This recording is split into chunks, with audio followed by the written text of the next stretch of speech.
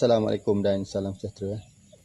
Okey, ini adalah buah blackthorn, durian blackthorn ataupun dikenali sebagai duri hitam, oci.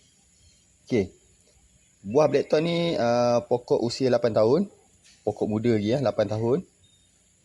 Satu biji ni sekitar 1,5 kilo, mempunyai 6 pangsa, buah bulat.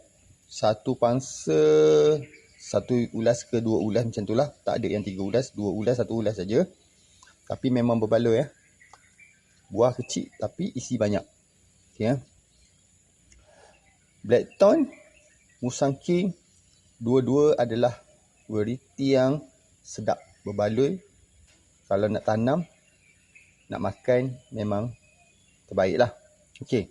Cuma kelebihan dekat Musang King dari segi warna, rasa, ketebalan, biji keset.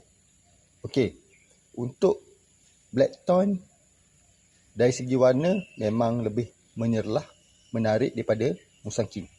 Okey, dari segi rasa tak banyak perbezaan.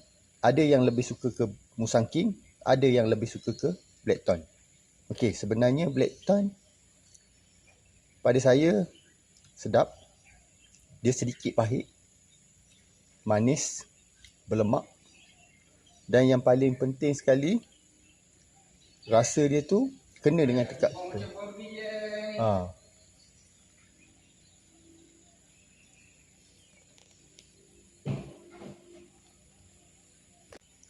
Okey, untuk isi dia, ketebalan isi dia.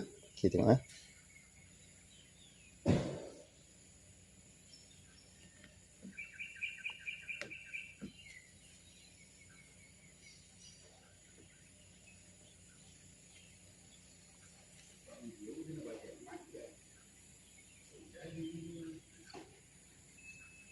Blackthorn.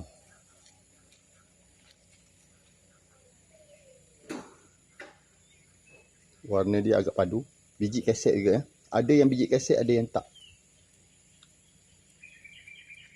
Jadi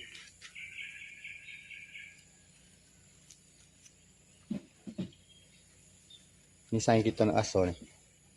Buah apa ni? Buah apa ni? Buah apa ni? Blackthorn.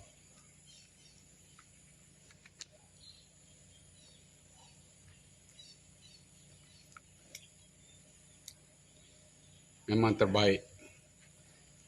Dia punya rasa.